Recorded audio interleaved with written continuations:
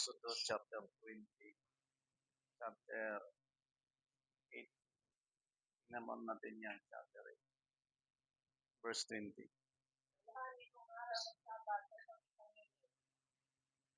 Sa English Bible.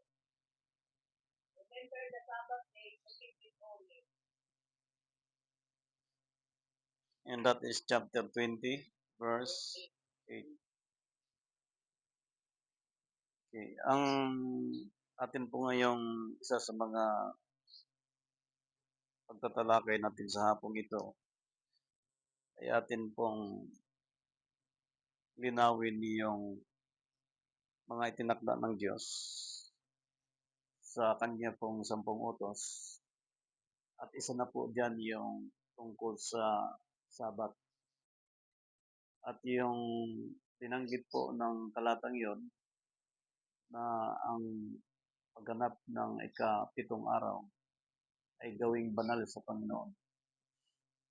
Ang hawak ng salitang seventh day from Genesis to Revelation through Jesus Christ, ang total rest ng lahat ng believers, either Protestant, Trinitarian, lahat ng mga religious in terms of Christianity, ang seventh day, to make it holy, ay kailangan pong ang pagganap niyan ay may kabanalan. At yung kabuuhan ng aral na pagdating sa ika-seventh day, pinapatiyak ng Diyos kung ito ay labag sa batas ng Diyos o sa pamamagitan ng kanyang mga tuntunin, na kung paano naman ito inabulis ni Christ ang mga batas upang mapakinabangan ng lahat ng tao ang grasya na bigay ng Ama sa pamamagitan ng kanyang bunsong na anak, na siyang katuparan ng ika-7 araw. Sapagkat yung Diyos ay Espiritu, walang laman, walang buto, ayon sa John chapter 4 verse 24. At yung Diyos na hindi nakikita ay makikita sa kanyang larawan, ayon sa Colossus chapter 1 verse 15 up to 18. At dito ngayon sa ating pag-uusapan kung paano ang tao magkaroon ng takot sa batas. Na ang sabi ng Romans chapter 13 verse 1. Romans chapter 13 verse 1. Tingnan natin.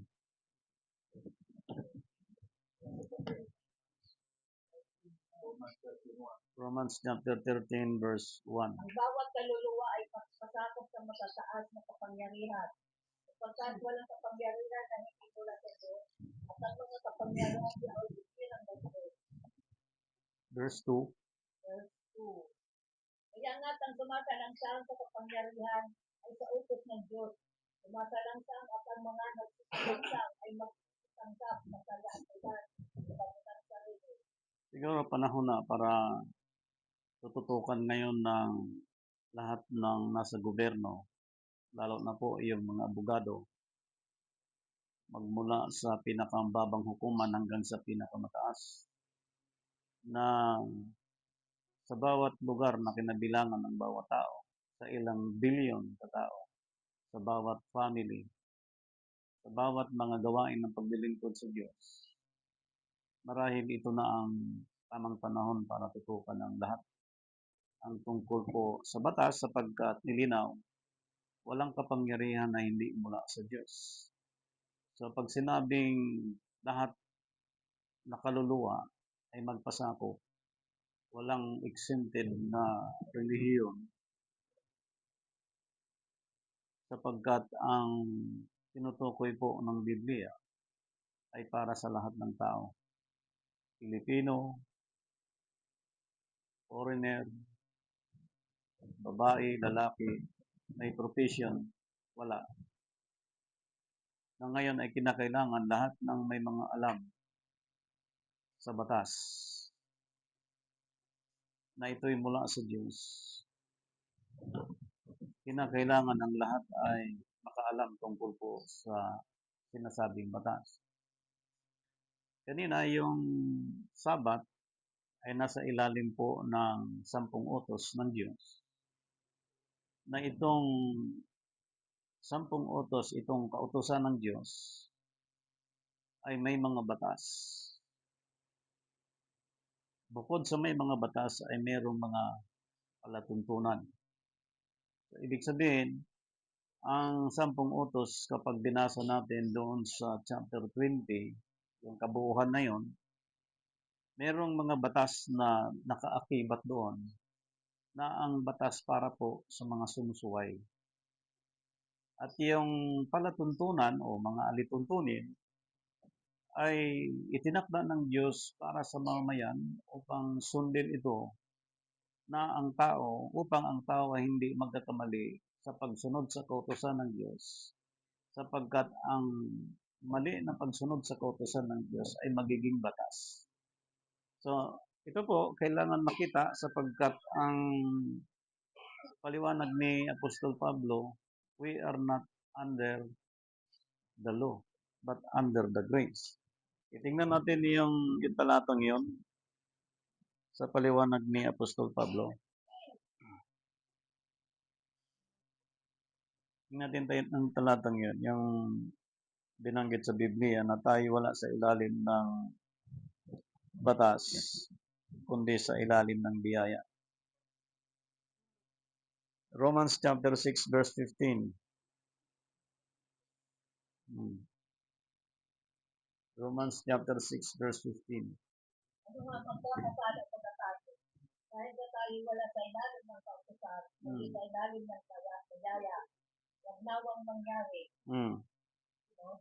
Hindi ko lang ninyo nalalaman na kung kanino dito niya handog at inyong mga sarili at pinakaalitin upang tumalima ay kayo'y mga alitin niya hindi pinatalima. Maging ng kasalanan sa mamatay, maging ng pagtalima sa ikapag-pagiging matuwid. Yan. Yung ipinakita po ng scripture sa mga malalim na nag-aaral po dyan, na itong kautusan ay may mga batas at may mga palatuntunin. At nilinaw ni Apostol Pablo na those Christ in our time ay wala sa ilalim ng batas kundi sa grasya mula sa Panginoon. Ngunit tiniyak ni Apostol Pablo, ang makalasap lang po doon sa grasya na yan, yung tumatalima sa kautusan na sumusunod sa palatuntunan ng Diyos na wala sa ilalim ng batas. Sapagkat ang batas po ay mayroong pagkaparusa. Ang batas ay mayroon pong dapat katakutan, sapagkat doon sa Roma 13 na binasa kanina, ang tao, kung ibig na hindi sila maparusahan, kinakailangan matakot sila sa batas. Sumunod sila sa batas. Yeah. So, itong scripture na ito ipinakita na mula doon sa 10 utos, 10, nauwi ito sa 2. Sa paliwanag din ng mga apostol, ipinaliwanag kung paano nauwi sa 2. Matthew chapter 22 verse 40.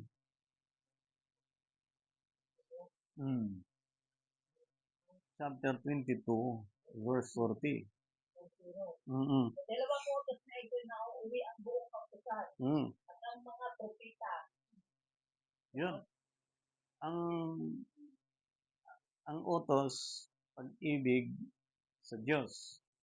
Ibigin ang Diyos ng buong isip, buong puso, buong kaluluwa, buong lakas.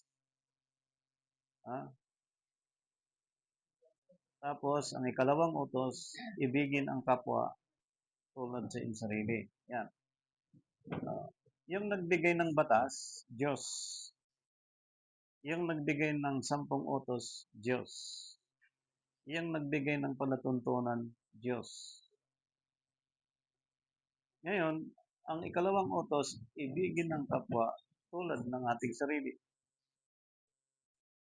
Ngayon, kung paano mo dinisiplina ang iyong sarili at ang kapwa mo walang disiplina, disiplinahin mo. Kung ang kapwa mo walang respeto sa kapwa, kung tinuruan mo ang iyong sarili to love yourselves as your neighbor, bigyan mo rin ng disiplina at pagtuturo, respeto para matuto ang iyong kapwa. Hindi ibig sabihin na hindi mo pwedeng disiplinahin ang iyong sarili na gayon din sa kapwa, huwag mong disiplinahin. Kundi, kailangan mong disiplinahin ang iyong sarili sapagkat inibig mo ang iyong sarili, binihisan mo ang iyong sarili, nilinis mo ang iyong sarili, ginagamot mo ang iyong sarili pag may sakit, pinalulusog mo ang iyong sarili. Ibig sabihin, pag-apply mo sa kapwa, kapag ang kapwa walang ganong katayuan, dahil inibig mo ang iyong kapwa tulad ng iyong sarili, kung dinisiplina mo ang iyong sarili, disiplinahin mo rin ang iyong kapwa. Tanong, sa anong paraan? Sa batas o sa grasya?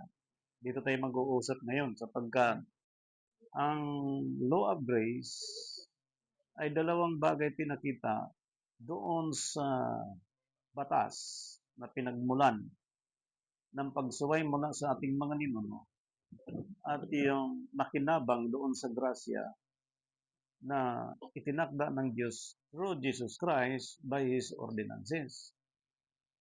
Ngayon, nakikita natin in how many billions of Christians today kung sino talagang nakinabang ng biyaya na yan.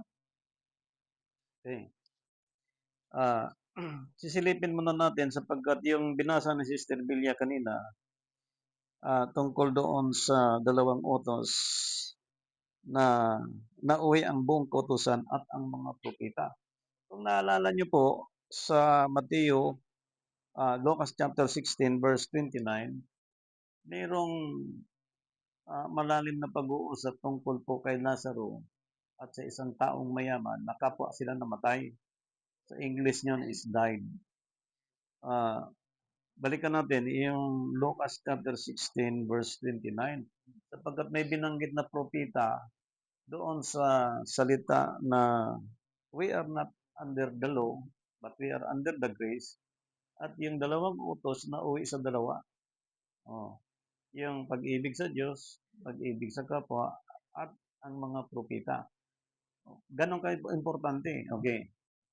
Since na sa panahon ngayon ilang milyon ng mga taong nangamatay na po, nasa 6 feet below na, titiyakin natin, sino ang binigyan ng Diyos ng authority para ang tao makabalik doon sa mga alituntunin ng Diyos na hindi sila makasuway doon sa batas. Okay. Pakibasa po sa Lucas. Nasa po sinabi ni Abraham, nasa kanila si Moises at ang mga propeta. Yun. Kaya ang pinagpakita nila. Yan. May mga propeta na itinakda ng Diyos like propeta Moises na yung mayaman na namatay na nakiusap kay Abraham na ituslod yung daliri ng Lazaro at ilagay sa kanyang dila sapagkat ang kanyang kalagayan ay mainit. At dahil sa hapis niya, pinakiusapan si Abraham na sabihin doon sa kanyang mga kapatid na either si Lazaro mabuhay muli at babalik doon at pangaralan ang kanyang 5 kapatid sapagkat marahil ang kanyang kalagayan ay nasa hapis ng pagdurusa. Pero ang sabi ni Abraham, bayaan mo sapagkat doon sa scripture niya, tuloy mo kung saan kang tumigil.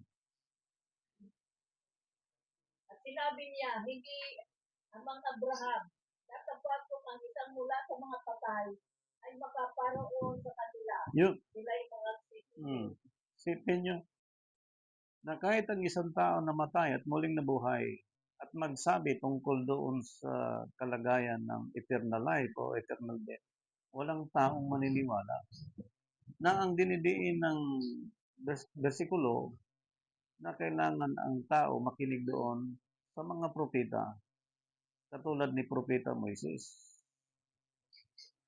So, ito ngayon ang isa sa mga atin pong pinag-uusapan sapagkat ang sumulat ng Exodo is si Moises. Na ang gumanap din sa Exodus chapter 12, doon sa celebration ng Passover, si Moises. Na inutusan si Moises on the first month of the year. Chapter 13 verse 4 ng Exodo. Anong sabi doon?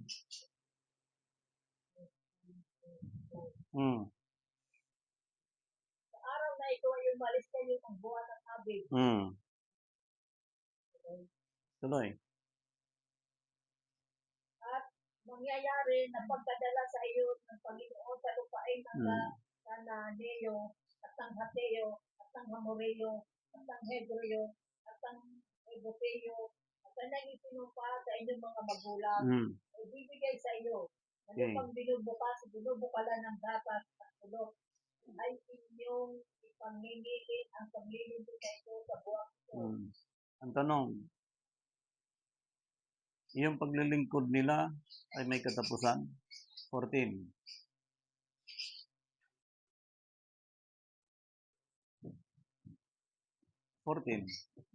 Chapter 12, verse 14.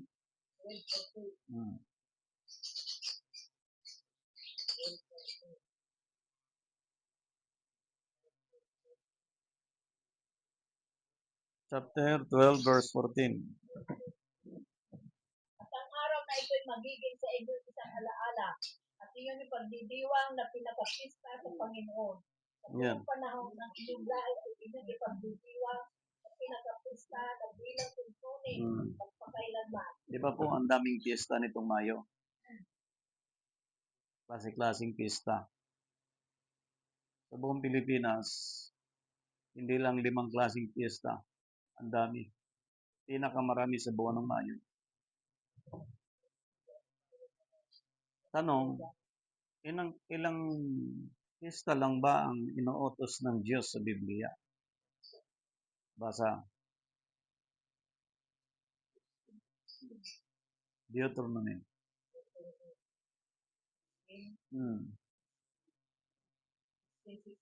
Opo.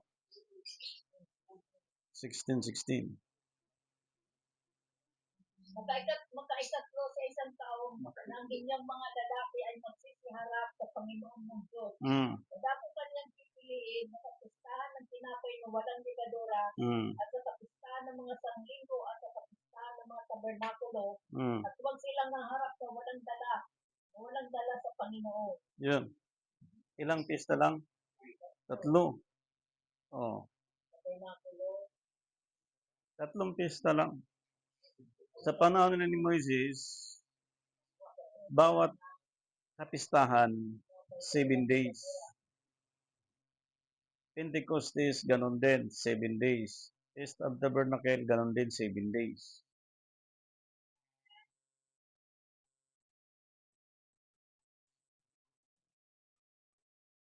Ngayon, because God was rest on the 7th day, to make it fully, ibig sabihin, ang pagsunod sa 7th day, through Jesus Christ sa time natin, not under the law, but under the grace. Na itong batas na ito, binaba ng Diyos dito sa daigdig na ito ang dapat pairalin yung batas sa tao kung paano sundin ang tao na hindi labag doon sa batas na itinakda ng Diyos. Sapagkat ang nakakatakot po doon, walang kapangyarihan na hindi mula sa Diyos. Ibig sabihin, mapanganib ngayon yung atin ngayong mga nasa batas na hindi po pinaiiran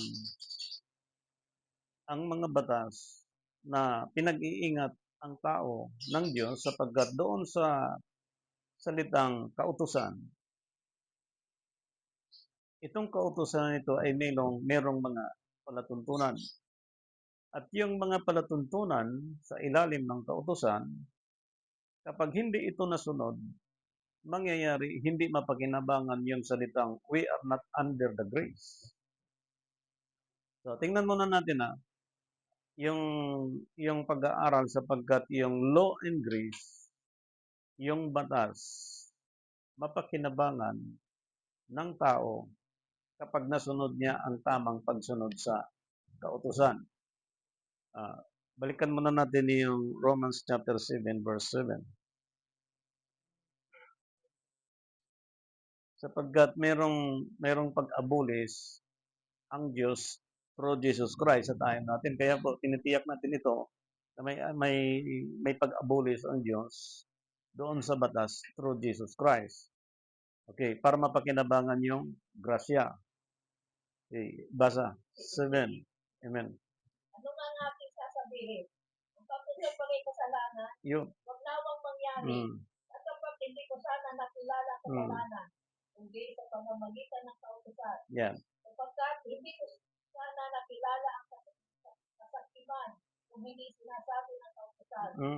Huwag kang mananakit. Yeah. Huwag kang mananakim. Yan na. Yung kasakiman ay nasa grasya ng Diyos na kapag ginawa ng tao na hindi siya maging sakim, mapakinabangan niya yung grasya na yon. Pero kung ang tao ay naging sakim, nasa ilalim siya ng batas, hindi siya sa ilalim ng grasya. So pag nasa ilalim siya ng batas, kalaban niya Diyos. First, secondly, ang batas na umiiral sa ating panahon. Yan pong magpaparusa niya. But, doon sa secondly, either barangay, either police, either Congress, either Senate, either Supreme Court, or sabihin natin local court, kapag hindi po pinairal ang batas, okay, magiging kalaban nila someday ang Diyos. Ngayon, ang tao kasi po, nagkaedad mula unang taon hanggang 30, 40, 50, 60, mostly, ang tao nahaharap po pag edad ng 60 up to 70, 80, dahil sa batas, nahaharap ang tao at doon niya nalalaman na meron pala siyang paglabag sa batas. Na kahit siya'y Buddhist, kahit siya'y Christian, kahit siya'y Trinitarian, kahit siya'y Roman Catholic, na ang tao, iba't ibang klase ang pagkasadlak laban sa batas, na kung siya ay makalusot doon sa batas na itinakda ng Diyos para sa tao, hindi siya makalusot sa batas ng Diyos. Ngayon, kung ito namang nagpapairal ng batas at hindi niya pinaiiral yung batas, magkakaroon din siya ng pananagutan sa Diyos. So meaning, like Moises, dineclare kanina na that this is your ordinance forever. Ibig sabihin, ang tuntunin na yan na gampanan by appointed time of God, Exodus chapter 9 and 5, kailangan po ang pagganap niyan tulad ni Moises, kung anong instruction ng Diyos, yun din ang instruction natin. Titingnan natin na isang bersikulo sa Ephesians chapter 15, yung pagtanggal ng Diyos through Jesus Christ by His power. Tingnan nyo yung scripture na yan, kung paano po nagbigay ng linaw ang Diyos para po tanggalin yung batas na yan. Yan na. Okay. Ephesians chapter 2, verse 15. Chapter 2, verse 15 ng Ephesians. Na inalis ang pagkakaali sa pamamagitan sa niyang laman. Yun. Kahit kautusan sa mga batas Yun. at kalatutunan. Upang sa dalawa ay lalangin sa kanyang sarili. Yun. Ang isang taong bago. At Yun. ito'y ginagawa ang kapayapaan. Ibig sabihin, pag ang tao binago ng Diyos, panibagong paglalang sa Kanya, okay, para po tanggalin sa Kanya ang pagiging masuwain, pagiging masama sa ilalim ng batas, sapagkat doon sa batas may parusa. Ipinakita ng scripture, napakalinaw. Okay, sa English Bible muna.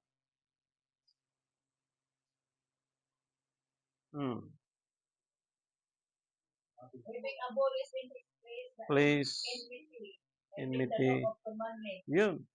complaint and ordinances, Mm. or to make an insult Mm.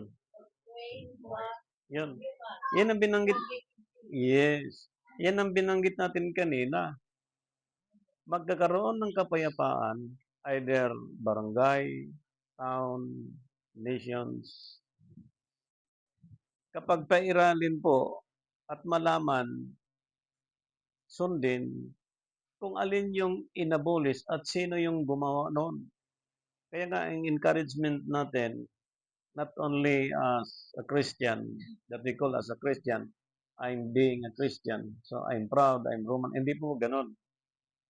Kundi, if you are a Christians, as a Christ believers, they must know and we must know who abolish this kind of law na ito po ang gumagawa ng pagkasala ng tao laban sa Diyos.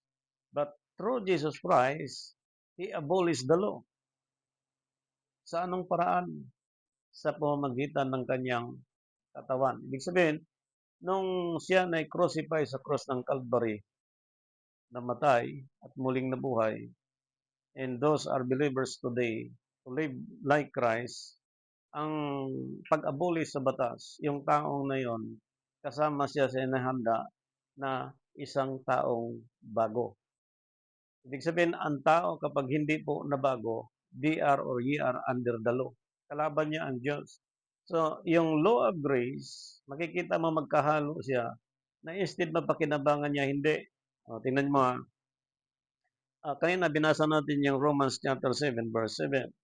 Ngayon naman, titingnan natin yung Romans chapter 6, verse 14. Sa sulat ni Apostol Pablo. Amen.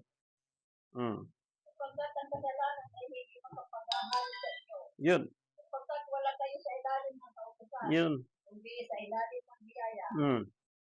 So, malinaw, ang under the grace, ang kautusan ng kasalanan, hindi maghahari sa kanya sapagkat yung the grace of God through Jesus Christ, yung king niya, yung hari niya, si Jesus Christ, hindi yung kanyang sin, hindi yung batas.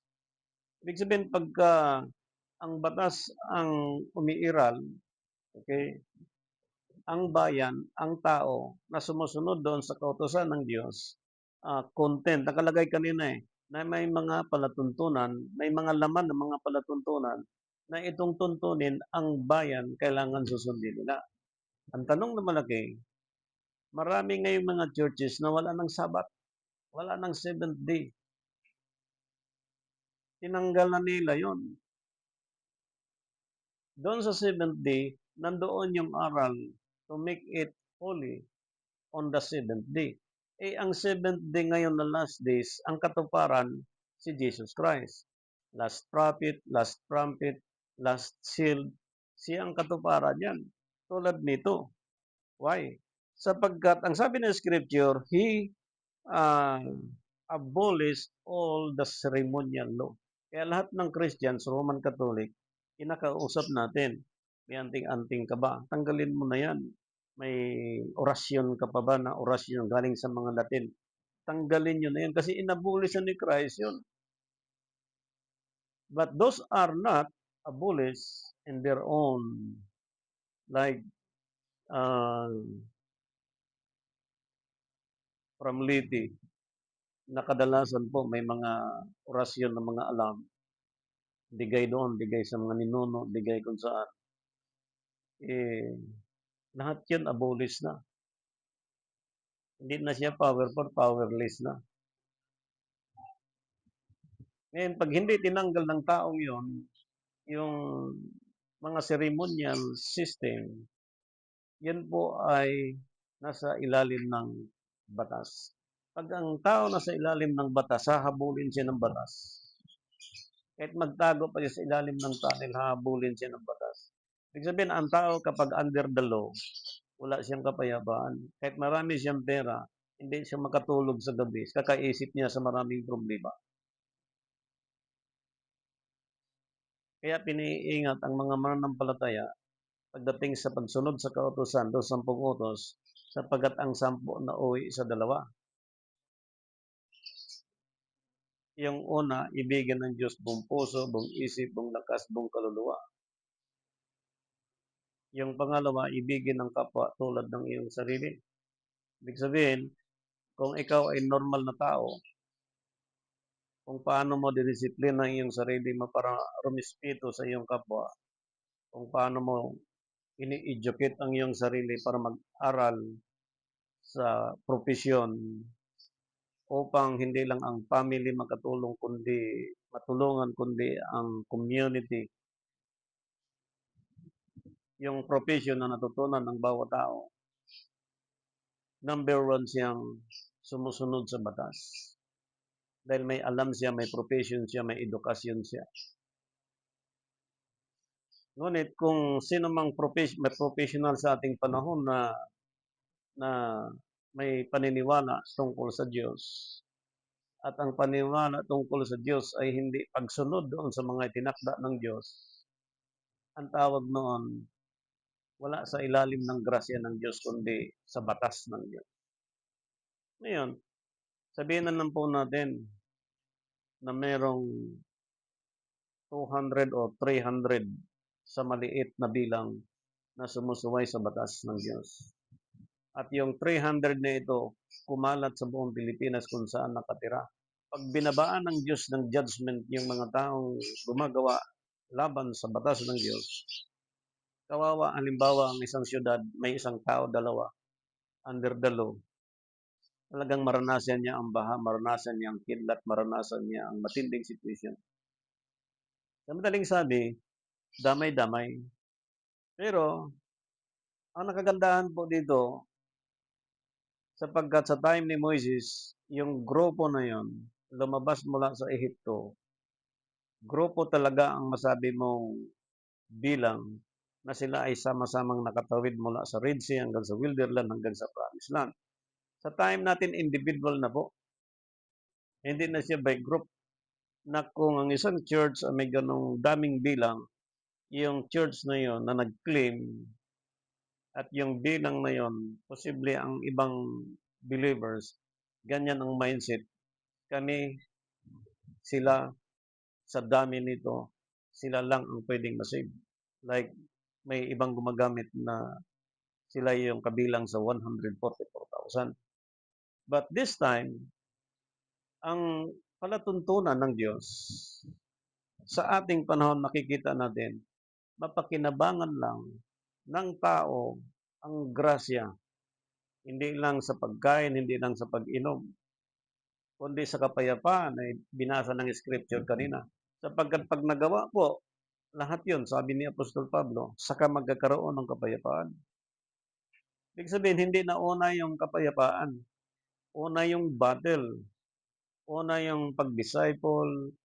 Una yung kung paano mo ipairal ang 10 utos na ang 10 na uwi sa 2 ito. Na kung paano mo minahal ang iyong sarili, disiplina mo, nilinis mo, yung kapwa, gawin mo rin. Hindi pala ibig sabihin na dahil sa pag-ibig na yon, kahit nakita mo mali ang iyong kapwa, hayaan mo na. Kasi pag-ibig naman yan. Huwag mo nang i-correct kasi pag-ibig naman. Wrong. Kaya nga tayo natuto eh. Amen? Kaya nga mga abogado nag-aral ng 10 years sa kursong yan. At pagdating ng pag-graduate, namuhay na siya at pinamuhay na niya ang profession in 15, 20, or 25 years. Alam niya ang batas tapos naka-plaster ang bibig niya. Yan ang pinakamabigat sapagkat sinabi ni Apostol Pablo, ang nakakaalam ng katotohanan at hindi niya ginagawa, maging kasalanan sa kanya.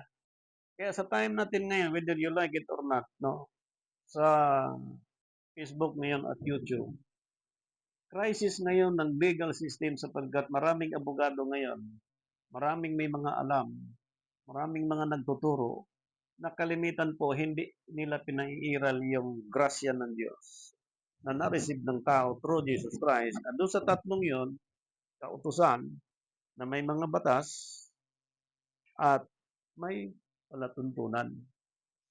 Na dito ngayon ipinakita yung paliwanag ni Apostol Pablo. Kaya pala si Apostol Pablo, eksperto sa paliwanag na ito. At hindi katakataka na merong ibang mga mananampalataya na dinisregard si Apostol Pablo. Hindi nila kaya yung malunok, yung pag-correct ni Apostol Pablo. Okay. Romans chapter 3 verse 19. Chapter 3 verse 19 ng Romans. Ngayon ay nalalaman natin ang anumang sinasabi ng kautusan. Yaon ay sinasabi sa nangasa-ilalim ng kautusan. Yun. Upang magtipon ang bawat tubig at ang buong sanlibutan ay mapasa ilalim ng hatol ng Diyos. Mabigat yun. Ha? Mabigat yun. Na ang sanlibutan ay mapasa ilalim ng hatol ng Diyos. Sa sanlibutan, Pilipinas lang, meron tayong 120 more than million Filipinos. Ilan dito ang sumusunod sa batas ng Diyos? Ewan ko lang sa ating pamahalaan at ewan ko lang sa ating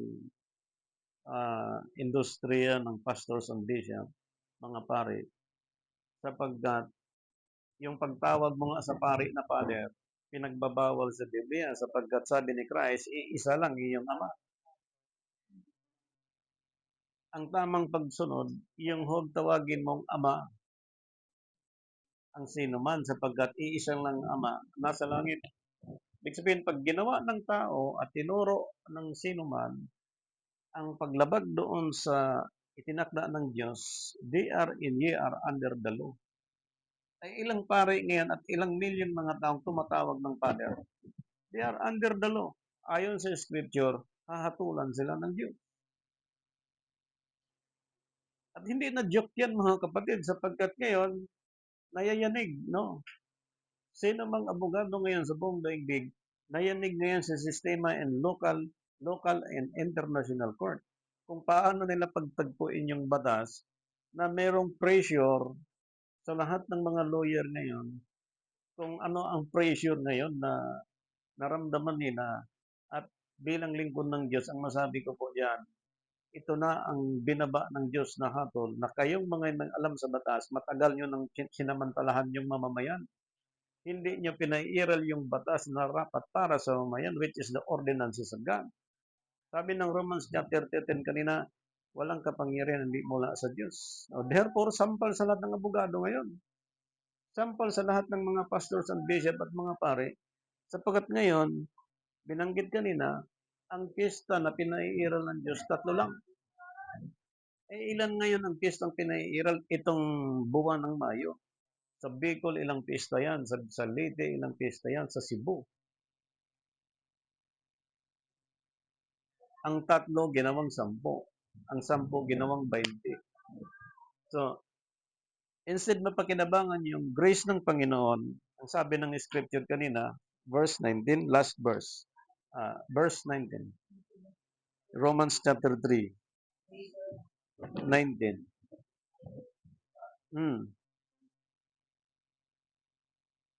Ngayon ay nalalaman natin ang anumang sinasabi ng kautusan. Yaon ay sinasabi na nasa ilalim ng kautusan. Tingnan na muna bago magpatuloy si Sister Bilya. Anong sinasabi ng kautusan? Ipangilin ang Sabat. Yan ang sabi ng kautusan. Ano namang sabi na sa ilalim ng batas? Tuloy. Ilalim ng kautusan. Upang magtipon ang bawat bibig at ang buong sanlibutan ay mapasa ilalim ng hatol ng Diyos. Kailan mangyari? Malaman nila na itong nasa ilalim ng kautusan na may mga batas, malaman nila doon sa panahon ng pagbaba ng Diyos ng kanyang hatol. Doon nila malalaman yung under the law against God. Halimbawa, nag-ipon ka na ng 5 million, 20 million, 1 billion, 2 billion, o meron ka ng 1 trillion. Bakit nagkagulo? Bakit nagka-problema? Bakit nasira ang pagkatao ng isang tao, mga ganun pong senaryo? Sapagkat ang hatol ng Diyos nasa dulo, wala sa simula. Binigyan siya ng panahon ng mabuhay, sa pamilya, yumaman. Pagdating ng dulo, makikita mo pala na it is useless na kapag ang tao doon niya ma-discover napabayaan ko pala yung tuntunin ng Diyos. Hindi kasi pwede pong ilagay ang Diyos sa second choice. First choice lagi ang Panginoon habang nabubuhay sa daigdig na ito. Kung ano man kanyang pangarap, ano man kanyang plano, dapat nakaakibat palagi ang pagsunod sa tuntunin ng Diyos. Sapagkat ang hatol ng Diyos, lumalabas po siya laging doon sa dulo. So, sa paliwanag ni Apostol Pablo, tungkol dito, tingnan natin ang kanyang paliwanag muli sa chapter 3, verse 31 ng Romans. Chapter 3, verse 31.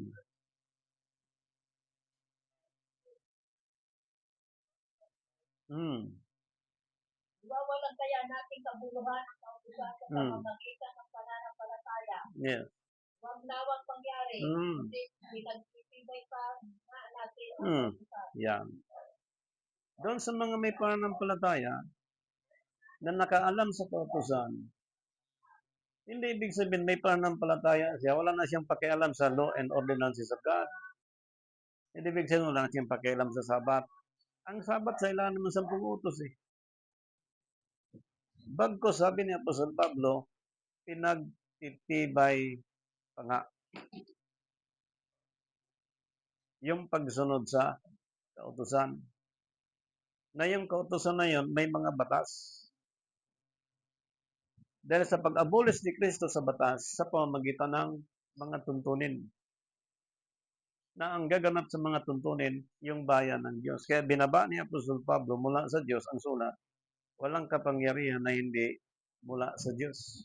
Ibig sabihin, para mapakinabangan ng tao ang grasya ng Diyos, okay? Kung hindi mo kayang mag-correct para i-disiplina ang kapwa, kung hindi kaya ng tao para ng sino man na nasa authority para mag-conduct ka ng investigation, ng litigation, or idemanda mong isang tao, or parusahan mong isang tao, iyong taong yun ay mananagot sa batas ng Diyos. Pero kung wala talaga siyang kaalaman na hindi niya pinaiiral yung pag-ibig sa kanyang sarili tulad sa kapwa, tulad ng kanyang sarili, ibig sabihin, ang taong yun walang alam sa batas. Ngayon, kung walang alam sa batas yung taong yun sumusunod sa kautusan ng Diyos. At yung taong yun sumusunod sa kautusan ng Diyos, sumusunod din siya doon sa mga palatuntunan ng Diyos na wala sa ilalim ng batas para mapakinabangan niya ang grasya ng Diyos. Sa makatuwid, mas maigi pa yung walang alam sa batas kaysa may alam sa batas. Pero kung may alam sa kautusan ng Diyos at sinuway niya ang mga palatuntunan ng Diyos, tatamaan siya sa batas ng Panginoon. Walang exempted, pastor ka, evangelist ka, sino ka mang nilalang ngayon nagpakilala sa iyong sarili, pari ka man, cardinal ka, hindi ka exempted. Walang exemption na magkanlong ang isang tao sa isang position para po magkaroon siya ng immunity against the judgment of God. Hindi po. Sapagkat si Christ, as the image of God, talagang sinunod niya ang order sa kanya ng Ama. Ngayon, dumating ang panahon na siya namatay at muling nabuhay. Tinawag si Apostol Pablo, sinulat niya ito para mapakinabangan ng tao ang grace. Sapagkat sa law, sa batas, walang mapakinabangan ng tao kundi hatol mula sa Diyos. Ang hirap kaya, ang dami mong pera, walang kapayapaan. Ang hirap kaya naglingkod ka sa Panginoon, may mga sakit. Ang hirap kayang naglingkod ka sa Panginoon, tapos at the end of the day, ang sakit mo, cancer. Nakakahiya yun eh. Although sa time natin, wala na tayong matatakasan sapagkat ngayon ang pagkain, wawasakin ang katawan mo dahil sa pagkain. Okay, inom ka ng gamot, yun pala ang gamot. Temporary lang. Pero alam ng mga herbalist na later on ang iyong katawan, papatayin ng gamot na yun. Pero maraming nagagamit. Pero hindi tayo against sa medisina. Pero marami ng mga tao na nakadiscover na kailangan mag-option ang tao sapagkat tulad natin ngayon, if you are a temple of God, Kailangan ang templo ay kayo, ingatan yun. At yung mag-alaga ng katawan, Diyos. At paano kaalagaan ng Diyos? Kailangan sundin ng tao yung kautusan niya. At kailangan ang tao hindi susuway doon sa batas ng Diyos. At kailangan ng tao maging maingat doon sa pagsunod sa palatuntunan ng Diyos. Kaya sabi ni Apostol Pablo sa kanyang sulat, punta natin yung Galatia chapter 5, verse 18. 18.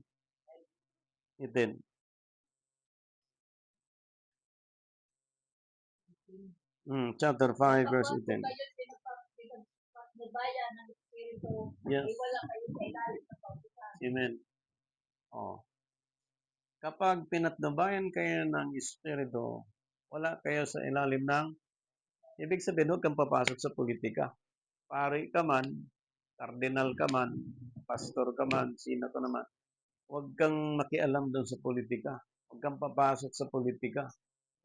Kung kayo ay pinatnubayan ng Espiritu. Ang daming paring yun nakikialam sa mga politika.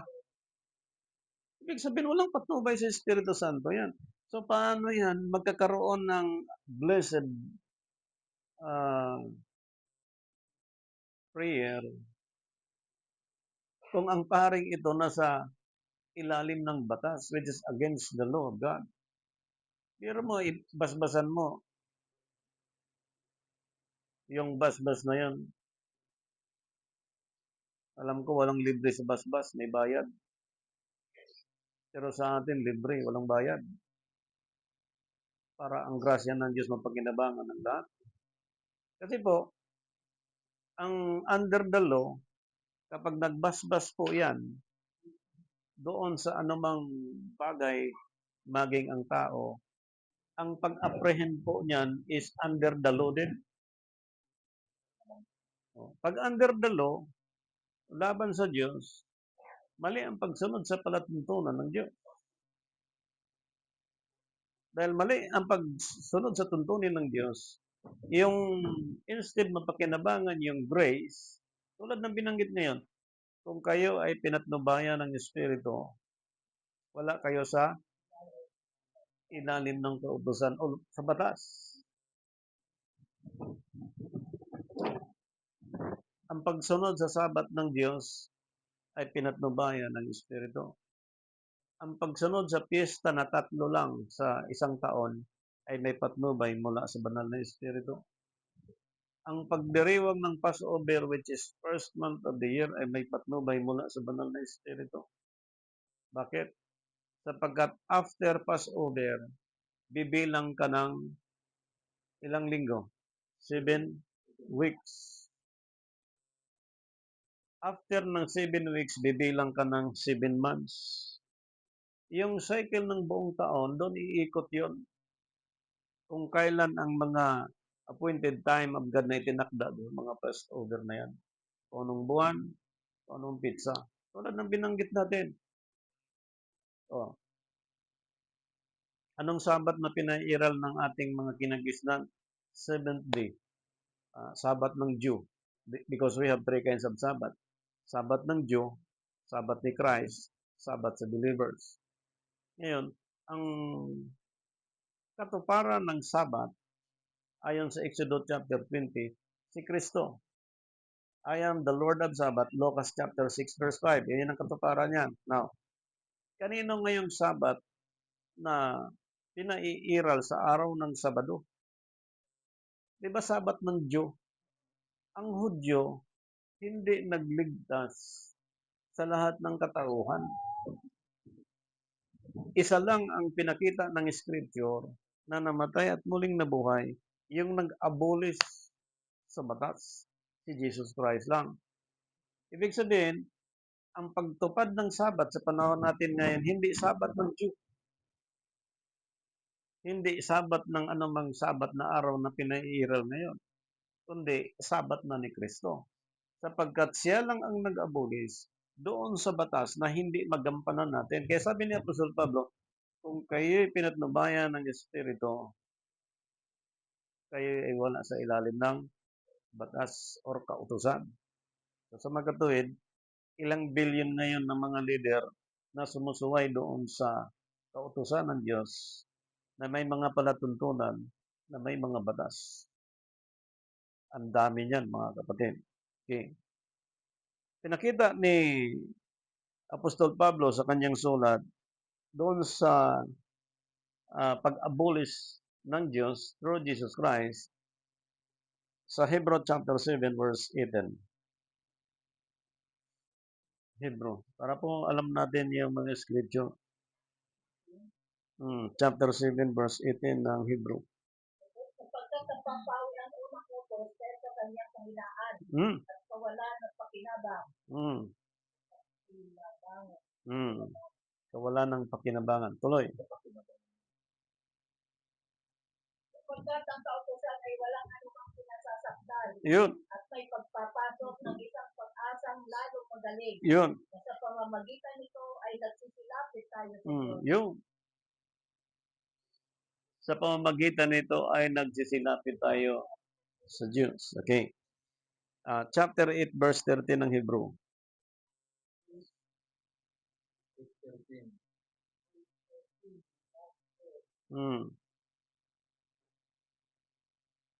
Doon sa sinasabi niya, isang bagong tipan ay luma niya ang una. Na tapat ang nagiging luma ay tumatanda, ay malapit sa lumipas. Yung pag-abolish niya doon sa mga ceremonial law, yung pag-abolish ng Diyos through Jesus Christ, ang mga tao na mga sumampalataya sa Diyos in the name of Jesus Christ, ang batas, inabolish niya through Jesus Christ, na ang mamamayan, ang tao, susundin nila ang mga tuntunin ng Diyos. Yung binanggit kanina, na kahit may kautusan at may mga batas, na hindi pwede dahil sa kautusan, mawalang halaga ang pananampalataya or ang pananampalataya mawalang halaga dahil sa kautusan. Yung dalawa pinakita, importante parehas.